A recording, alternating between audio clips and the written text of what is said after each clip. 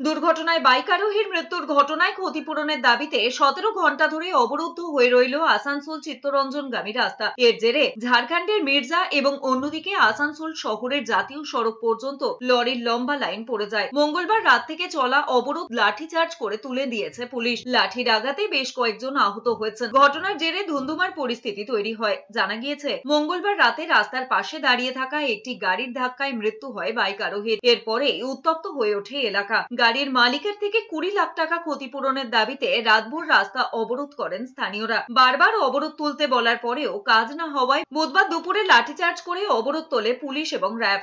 কি ঘটনা ঘটেছে বলো? অ্যাক্সিডেন্ট হয়েছে, আমার জেঠুর মৃত্যু হয়েছে, এটার আমার ঠিকঠাক বিচার চাই।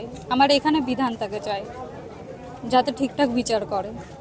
আমাদের ডিমান্ড একটাই, 20 লাখ টাকা, দুটো চাকরি, যাতে ন্যায্য বিচার হয়। ব্যাস, আমাদের বাড়িতে পুরো সংসারটা চালাতো।